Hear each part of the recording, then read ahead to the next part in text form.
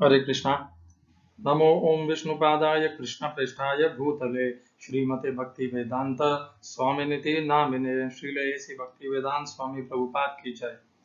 हरे कृष्ण कृष्ण कृष्ण हरे हरे, हरे राम राम राम हरे हरे। हमने देखा कि भगवद गीता के पहले अध्याय के 11वें 12वें और 13वें श्लोक में पितामह भीष्म ने अपना शंख बजा करके सिंह सी जोर सी गर्जना की उस शंख के द्वारा, और कौरव पक्ष में उपस्थित सभी योद्धाओं ने भी अपने अपने शंख और अनेक वाद्य यंत्र बजाए, जिससे एक भयंकर कोलाहल उत्पन्न हुआ। महाभारत के युद्ध की घोषणा, कौरवों की तरफ से इस युद्ध की घोषणा हुई और इससे दुर्योधन अत्यंत हर्षित है। आने वाले श्लोक 14 से लेकर के 19 में इसके प्रति उत्तर में पांडवों की तरफ से क्या हुआ वो हम उसका अध्ययन करेंगे। तो आइए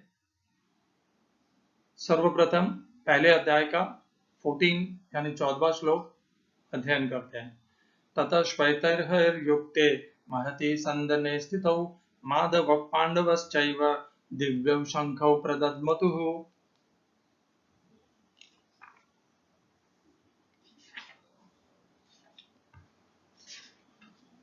Bhagavad Gita as it is में श्रील प्रभुपाद ने इसका ट्रांसलेशन दिया है, अनुवाद दिया है।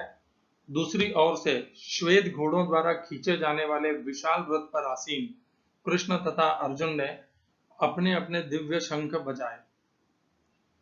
तात्पर्य, भीष्म देव द्वारा बजाए गए शंख की तुलना में कृष्ण तथा अर्जुन के शंखों को दिव्य कहा गया है। दिव्य शंखों के नाद से यह सूचित हो रहा है कि दूसरे पक्ष की विजय की कोई आशा न थी, क्योंकि कृष्ण पांडवों के पक्ष में थे। जयस्तु पांडुपुत्राणाम येषाम पक्षे जनार्दनः। जय सदा पांडु के पुत्र जैसों की होती है, क्योंकि भगवान कृष्ण उनके साथ हैं। और जहां जहां भगवान विद्यमान है वहीं वहीं लक्ष्मी भी रहती है, क्योंकि वे अपने पति के बिना नहीं रह सकती। अतः जैसा कि विष्णु या भगवान कृष्ण के शंख द्वारा उत्पन्न दिव्य ध्वनि से सूचित हो रहा था, विजय तथा श्री दोनों ही अर्जुन की प्रतीक्षा कर रही थी।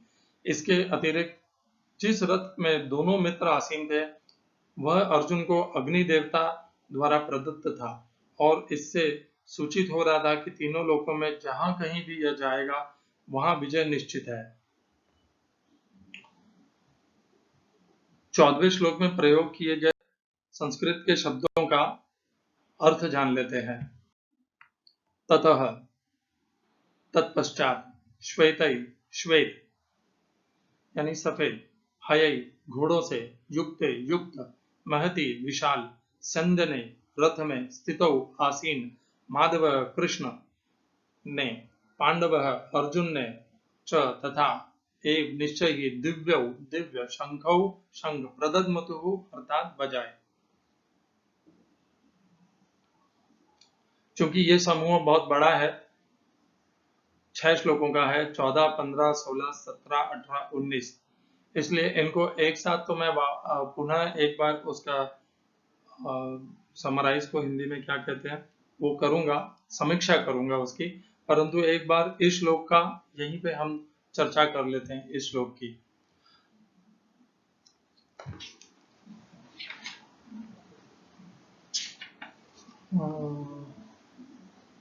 नहीं, इस श्लोक को अगले श्लोक के साथ में 14 और 15 की हम चर्चा साथ में कर लेते हैं। तो आइए पहले अध्ययन करते हैं 15वां श्लोक। पांचजन्यम ऋषिकेशः देवदत्तम धनंजयः पौंड्रम दद्मो महाशंखम भीमकर्मावृकोदरः। प्रभुपाद का अनुवाद है, भगवान कृष्ण ने अपना पांचजन्य शंख बजाया, अर्जुन ने देवदत्त शंख तथा अति भोजी एवं अति मानवीय कर्म कार्य करने वाले भीम ने पौंड्र नामक भयंकर शंख बजाया। श्रील प्रभुपाद का ट्रांसलेशन है, तात्पर्य है, इस श्लोक में भगवान कृष्ण को ऋषिकेश कहा गया है क्योंकि वे ही समस्त इंद्रियों के स्वामी हैं। सारे जीव उनके विभिन्न भिन्नांश हैं, अतः जीवों की इंद्रियां भी उनकी इंद्रियों के अंश हैं। चूंकि निर्विशेषवादी जीवों की इंद्रियों का कारण बताने में असमर्थ है, इसीलिए वे जीवों को इंद्रिय रहित या निर्विशेष कहने के लिए उत्सुक रहते हैं। भगवान समस्त जीवों के हृदय में स्थित होकर उनकी इंद्रियों का निर्देशन करते हैं। यहाँ कुरुक्षेत्र की युद्धभूमि में भगवान कृष्ण अर्जुन की दिव्य इंद्रियों का निर्देशन करते हैं, इसीलिए उनको ऋषिकेश कहा गया है। भगवान के विविध कार्यों के अनुसार उनके भिन्न भिन्न नाम हैं। आगे बढ़ रहा हूँ थोड़ा सा छोड़ करके। इस श्लोक में अर्जुन को धनंजय कहा गया है, क्योंकि जब इनके बड़े भाई को विभिन्न यज्ञ संपन्न करने के लिए धन की आवश्यकता हुई थी, तो उसे प्राप्त करने में इन्होंने सहायता की थी। इसी प्रकार भीम वृकोदर कहलाते हैं, क्योंकि जैसे वे अधिक खाते हैं, उसी प्रकार से अति मानवीय कार्य करने वाले हैं। जैसे हिडिंबासुर का वध, अतः पांडवों के पक्ष में श्री कृष्ण इत्यादि विभिन्न व्यक्तियों द्वारा विशेष प्रकार के शंखों का बजाया जाना युद्ध करने वाले सैनिकों के लिए अत्यंत प्रेरणाप्रद था। विपक्ष में ऐसा कुछ न था, न तो परम निर्देशक भगवान कृष्ण थे, न ही भगवान भाग्य की देवी श्री थी। अतः युद्ध में उनकी पराजय पूर्व निश्चित थी। शंखों की ध्वनि मानो यही संदेश दे रही थी। हरे कृष्णा। ओम अज्ञानतिमिरन्धस्य ज्ञानाञ्जनशलाकया चक्षुरुन्मीलितं येन तस्मै श्री गुरुवे नमः। हरे कृष्णा। तो 14वें और 15वें श्लोक में हमने देखा, 15वें श्लोक का में प्रयोग किए गए शब्दों का अर्थ देख लेते हैं। पांचजन्य, ये शंख का नाम है, भगवान श्री कृष्ण के शंख का। ऋषिकेश भगवान श्री कृष्ण का नाम है। देवदत्तम, अर्जुन के शंख का नाम देवदत्त है। धनंजय अर्जुन का नाम है। पौंड्रम, भीम के शंख का नाम पौंड्र है। दद्महु बजाया। महाशंखम, महाशंख भीम कर्मा, अर्थात भयंकर अतिमानवीय कर्म करने वाले। वृकोदर, अत्यधिक भोजन करने वाले भीम ने। भीम का एक नाम है वृकोदर। तो अब हम 14 और 15वें इन दो श्लोकों का संयुक्त चर्चा कर लेते हैं। हमने देखा कि पितामह भीष्म ने कौरवों के तरफ से शंख बजाया, फिर कौरवों के अनेकों योद्धाओं ने शंख बजाया। तत्पश्चात जब पांडवों का पक्ष का की तरफ से इसका प्रत्युत्तर होना था, तो पांडवों का सेनापति तो थे धृष्टद्युम्न, परंतु शंख उन्होंने नहीं बजाया। पांडवों के तरफ से भगवान श्री कृष्ण ने स्वयं शंख अपना बजाया। ये बहुत महत्वपूर्ण है, इसके ऊपर गौर कीजिए। किसी पांडु ने पहले अपना शंख नहीं बजाया, ना पांडवों के सेनापति ने बजाया, स्वयं भगवान श्री कृष्ण ने बजाया अपना शंख पांडवों के तरफ से। अर्थात भगवान श्री कृष्ण ने यह संदेश दे दिया कि ये युद्ध पांडवों के तरफ से वो स्वयं कर रहे हैं। भगवान श्री कृष्ण ने शस्त्र अस्त्र न उठाने की प्रतिज्ञा की है, तत्पश्चात भी उन्होंने शंख बजाया, ये संदेश देने के लिए कि पांडवों के तरफ से युद्ध स्वयं भगवान श्री कृष्ण कर रहे हैं। और भक्त की विशेषता देखिए, भक्त कभी भी भगवान के आगे बढ़ने की चेष्टा नहीं करते। भक्त वो है जो समर्पण का भाव रखे, जो भगवान की सेवा रखे, भगवान का अनुसरण करे। भगवान कहते हैं भगवत गीता में, मम वर्तमानुवर्तन्ते मनुष्या पार्थ सर्वशः, अर्थात जो जो मैं करता हूं उसी को मेरे भक्त फॉलो करते हैं, या समस्त मनुष्य समुदाय उसका अनुसरण करता है। पांडव पुत्र भगवान के अनन्य भक्त हैं। उन्होंने अहंकार में आकर के पहले अपना शंख नहीं बजाया, वो भगवान श्री कृष्ण के ऊपर आश्रित है, उनके संरक्षण में थे। उन्होंने अहंकार में आकर के स्वयं का निर्णय नहीं लिया कि अब हमें क्या करना है। उन्होंने भगवान श्री कृष्ण के तरफ से जो उत्तर आना है उसकी प्रतीक्षा की।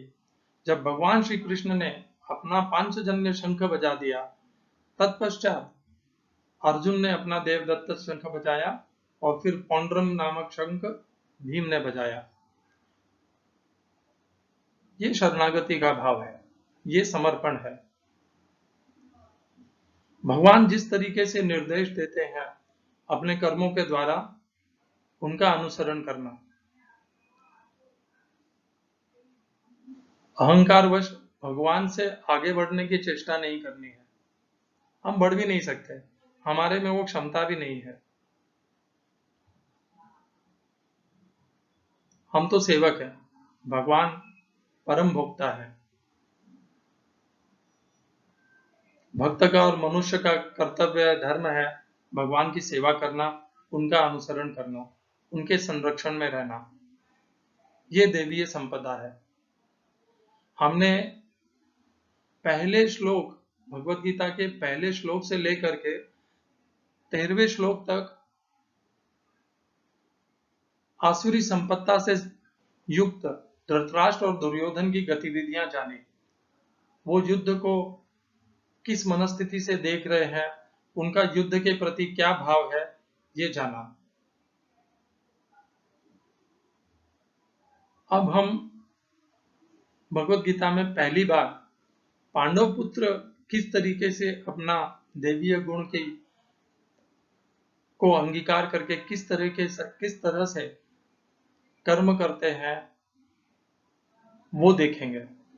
और इसका हमें सबसे पहला प्रत्यक्ष प्रमाण मिलता है 15वें श्लोक, 14वें श्लोक में।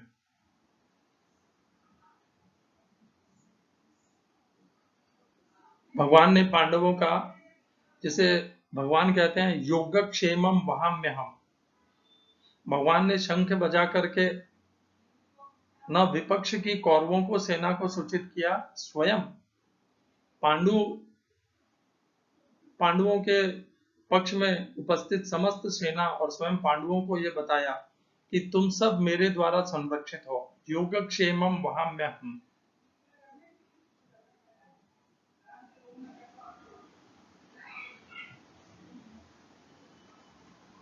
भक्तगण हमेशा भगवान की शरण में रहते हैं।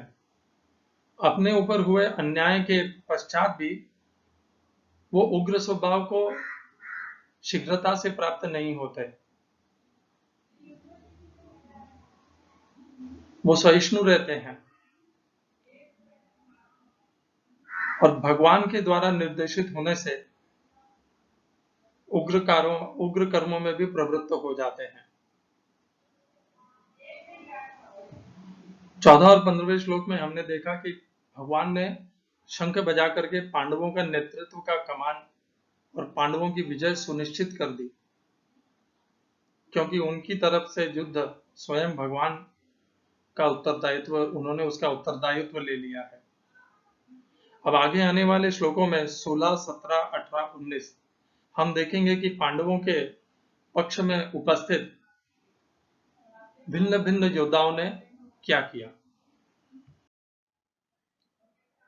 अनंत विजयम राजा कुंतीपुत्रो युधिष्ठिरः नकुलः सहदेवश्च सुघोषमणि पुष्पकौ। 16वें अध्याय 16वें श्लोक और 17वें और 18वें, इन 3 श्लोकों को प्रभुपाद ने एक साथ ही लिया है। हम भी इन्हें तीनों को एक साथ ही कर लेते हैं। इस श्लोक में प्रयोग किए शब्दों के अर्थ देख लेते हैं। युधिष्ठिर, पांडुपुत्र युधिष्ठिर को यहाँ राजा करके संबोधित किया गया है और उनके शंख का नाम है अनंत विजयम।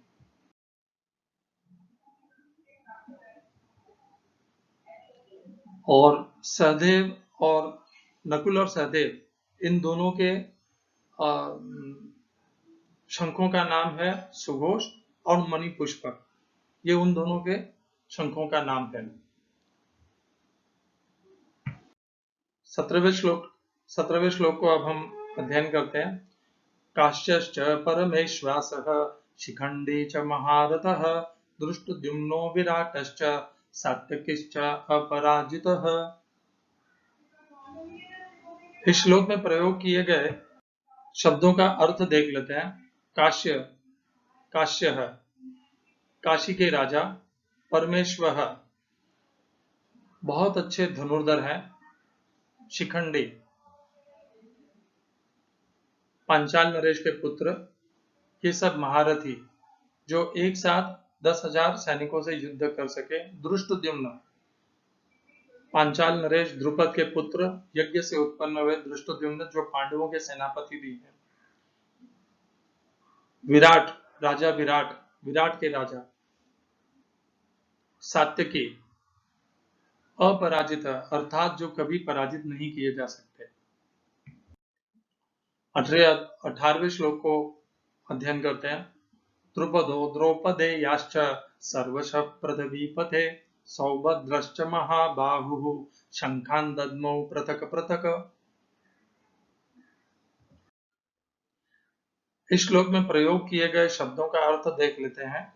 द्रुपद पंचाल नरेश द्रुपद, द्रौपदेयाश्च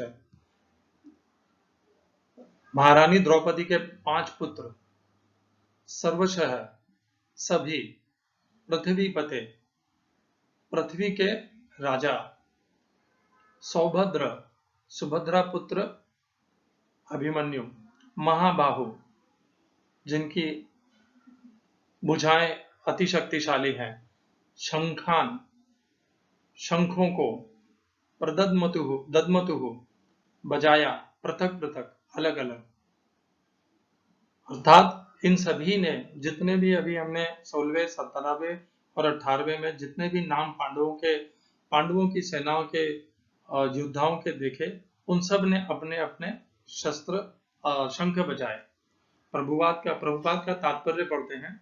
हे राजन, कुंती पुत्र राजा युधिष्ठिर ने अपना अनंत विजय नामक शंख बजाया तथा नकुल और सहदेव ने सुघोष एवं मणिपुष्पक शंख बजाए। महान धनुर्धर काशीराज, परम योद्धा शिखंडी, दृष्टद्युम्न, विराट, अजेय सात्यकी, द्रुपद, द्रौपदी के पुत्र तथा सुभद्रा के महाबाहु पुत्र आदि सबों ने अपने अपने शंख बजाए। तात्पर्य में प्रभुपाद ने लिखा है, संजय ने राजा धृतराष्ट्र को अत्यंत चतुराई से यह बताया कि पांडु के पुत्रों को धोखा देने तथा राज्य सिंहासन पर अपने पुत्रों को आसीन कराने की यह अविवेकपूर्ण नीति श्लाघनीय नहीं थी। लक्षणों से पहले से ही यह सूचित हो रहा था कि इस महायुद्ध में सारा कुरुवंश मारा जाएगा। भीष्म पितामह से लेकर अभिमन्यु तथा अन्य पौत्रों तक विश्व के अनेक देशों के राजाओं समेत उपस्थित सारे के सारे लोगों का विनाश निश्चित था। यह सारी दुर्घटना राजा धृतराष्ट्र के कारण होने जा रही थी, क्योंकि उसने अपने पुत्रों की कुनीति को प्रोत्साहन दिया था।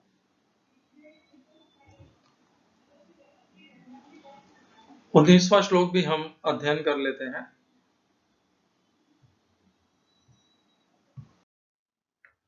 सघोषोर्धार्तराष्ट्राणां हृदयानि विदारयत् नभश्च पृथिवीं चैव तुमुलो व्यनुनादयन्। श्रील प्रभुपाद का अनुवाद है 19वें श्लोक का। इन विभिन्न शंखों की ध्वनि कोलाहल पूर्ण बन गई, जो आकाश तथा पृथ्वी को शब्दायमान करते हुए धृतराष्ट्र के पुत्रों के हृदयों को विदीर्ण करने लगी। इस श्लोक में प्रयोग किए गए शब्दों के अर्थ हैं। सह उस, घोष है शब्द ने, धार्त राष्ट्राणाम धृतराष्ट्र के पुत्रों के, हृदयानि हृदयों को, व्यदारयत विदीर्ण कर दिया, नभः आकाश, च भी पृथ्वी पृथ्वी तल को, एव निश्चय ही तुमुलः कोलाहल पूर्ण, अभ्यनुनादयन प्रतिध्वनित करता, शब्दायमान करता। तात्पर्य में प्रभुपाद ने लिखा है, जब भीष्म तथा दुर्योधन के पक्ष के अन्य वीरों ने अपने अपने शंख बजाए तो पांडवों के हृदय विदीर्ण नहीं हुए। ऐसी घटनाओं का वर्णन नहीं मिलता, किंतु इस विशिष्ट श्लोक में कहा गया कि पांडव पक्ष के शंखनाद से धृतराष्ट्र के पुत्रों के हृदय विदीर्ण हो गए। इसका कारण स्वयं पांडव और भगवान कृष्ण में उनका विश्वास है। परमेश्वर की शरण ग्रहण करने वाले को किसी प्रकार का भय नहीं रह जाता, चाहे वह कितनी ही विपत्ति में क्यों न हो।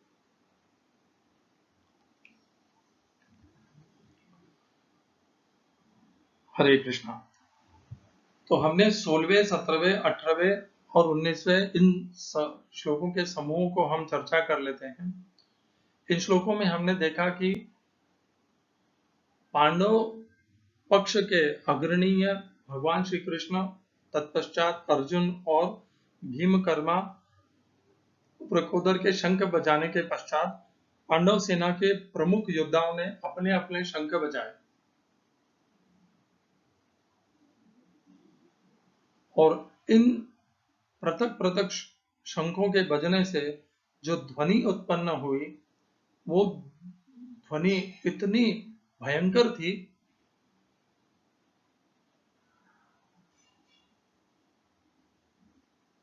कि उसकी गर्जना आकाश से लेकर पृथ्वी तक होने लगी और उस भयंकर गर्जना से धृतराष्ट्र के पुत्रों का हृदय भय से हो गया या भयान्वित हो गया।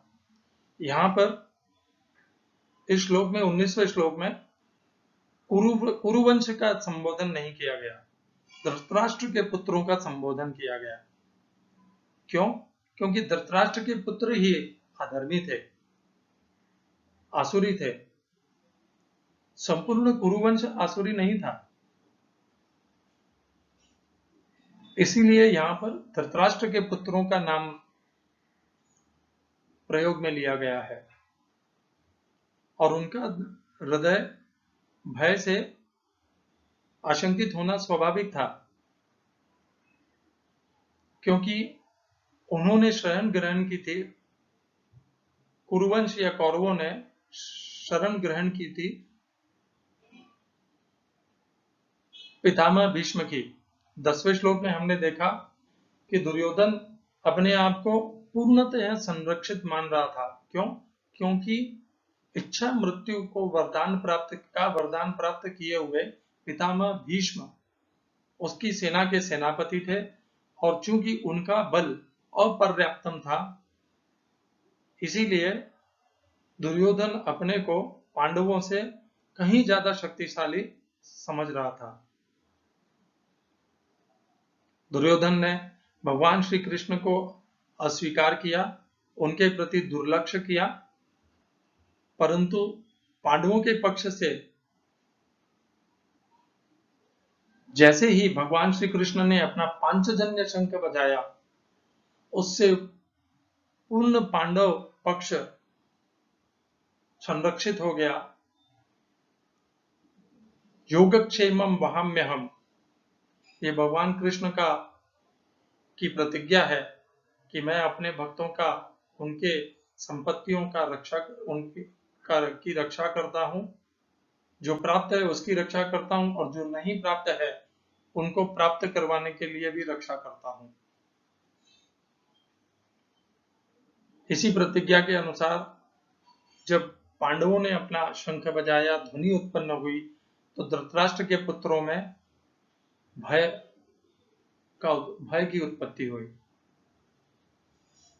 जिन भगवान श्री कृष्ण को दुर्योधन ने दुर्लक्ष्य किया था, समस्त कौरवों ने दुर्लक्ष्य किया था, उनकी एक शंख बजाने की ध्वनि से कौरवों के हृदय में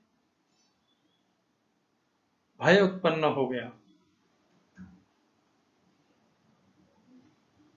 भगवान श्री कृष्ण अत्यंत दयालु हैं, धर्म के संरक्षक हैं, भक्तों के संरक्षक हैं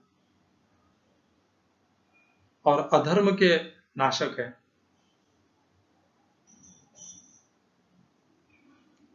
हम इन श्लोकों से क्या सीख सकते हैं? वर्ष 2020 में इन श्लोकों से हम क्या सीख करके अपने जीवन में उतार सकते हैं। हमें सदैव भगवान श्री कृष्ण की शरण में रहना चाहिए, उनके संरक्षण में रहना चाहिए। अपने स्वयं के ऊपर अहंकार नहीं रखना चाहिए कि मेरे पास अत्यधिक संपत्ति है, मेरा कोई क्या कर लेगा, मैं स्वयं अपनी संरक्षण कर सकता हूँ। अहंकार में नहीं रहना चाहिए। बल भले वो संपत्ति का हो, अपने पद का हो या अपने शस्त्रों का हो, उन सब के ऊपर, या अपने परिवार या कुटुंब का हो, उन सब के ऊपर अहंकार नहीं करना चाहिए। भक्त भगवान के संरक्षण में जाकर के अपने आप को संरक्षित महसूस करते हैं।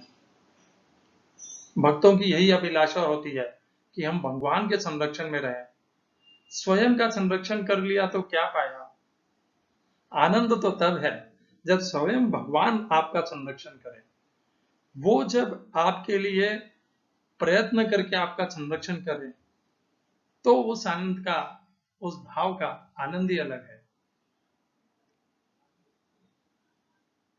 भक्ति में वो दृढ़ता होनी चाहिए, समर्पण होना चाहिए कि भगवान स्वयं भक्त की रक्षा के लिए उद्यत हो जाएं, विवश हो जाएं। भक्त की रक्षा करने के लिए वो अस्त्र भी उठा लें, शस्त्र भी उठा लें, हर यत्न कर लें, परंतु उन्हें भक्तों की रक्षा करना उन्हें आनंदमय लगता है, और ये आनंद वो अपने भक्तों को प्रदान करते हैं।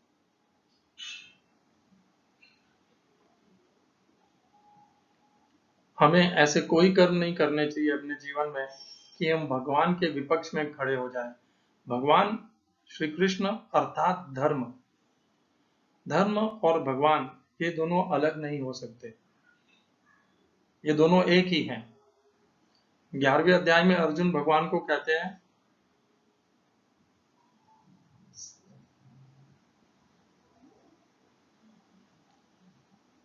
धर्म गुप्ता, अर्थात आप ही समस्त धर्म हो और धर्म गुप्त, धर्म को जानने वाले हो और स्वयं धर्म हो।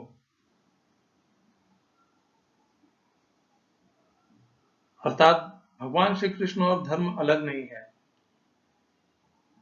हमें अपने जीवन में अधर्म नहीं करने चाहिए, आसुरी संपत्ति से अपने आप को उनके वशीभूत होकर के ऐसे कर्म नहीं करने चाहिए कि स्वयं भगवान हमारे विपक्ष में हो जाए या हम भगवान के विपक्ष में हो जाए।